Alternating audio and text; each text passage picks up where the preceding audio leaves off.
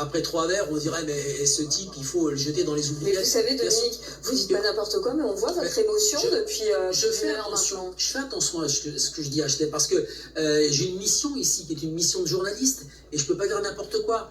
Et heureusement qu'Anne Sénéquier est avec nous, parce que qui peut aussi, psychiatre, pédopsychiatre, nous faire remarquer même par son regard que parfois il faut que voilà qu'on reste bien dans les cordes. Vous voyez, je reste dans les cordes. Justement, rester dans les cordes. Et c'est vrai que quand on parle justement de ces grands crimes et tout ça, on a assez rapidement le réflexe, ah mais il est psychiatrique ce patient. Enfin, c'est un patient d'ailleurs, c'est pas quelqu'un de normal. Il est fou. Il est fou, voilà, ça englobe à peu près tout, c'est vraiment un terme qu'il ne faut pas utiliser, mais malgré tout, effectivement, c'est le premier réflexe, c'est il est fou. Ou c'est un monstre, Anne. Il y a aussi ceux qui disent c'est un monstre. Oui, mais monstre égale psychiatrie. Ça, c'est dans les livres pour les enfants. L'un et l'autre, finalement, permet de mettre à distance la réalité du fait que, finalement, il n'y a pas besoin d'être psychiatriquement atteint pour en arriver à ce genre de crime. C'est ça qui est compliqué aujourd'hui. Et le fait de, avant toute expertise psychiatrique, pouvoir dire c'est un fou ou quoi que ce soit, mais finalement, ça met à distance de la part de la population. On dit ah mais non, nous on fera jamais ça. Ça nous rassure. Et exactement, c'est pas moi. Et de ce côté-là, on se pose pas la question, mais finalement moi, qu'est-ce que je fais dans mon attitude? Bon, là on est dans la thématique du féminicide.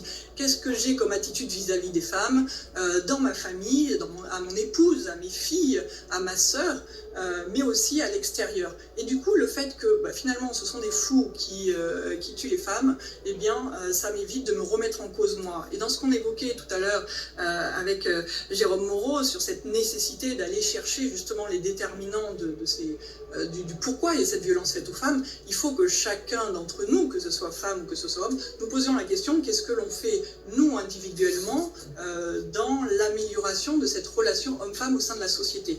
Et ça c'est important, et tant qu'on met cette identification à distance, on n'y arrivera pas. Donc il arrive effectivement que ce soit des patients qui aient une réalité pathologique, psychiatrique. Cet homme-là, visiblement, Anne Sénéquier, le suspect dans ce dossier, depuis qu'il est arrivé en France, s'en est pris à une jeune femme, il l'a violée, il a été jugé, condamné, à peine sorti de prison, il s'en est pris à une autre jeune femme, cette fois-ci il l'a tuée.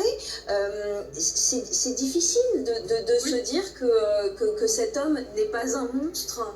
Ça peut être un monstre. Après, moi, je n'ai pas fait l'expertise de ce monsieur, je ne l'ai pas rencontré, je n'ai pas vu de dossier médical ou d'informations passées là-dessus. Donc, je ne vais pas me prononcer comme ça à l'aveugle. Mais malheureusement, il ne faut pas forcément être psychiatriquement atteint pour violer une femme et la tuer.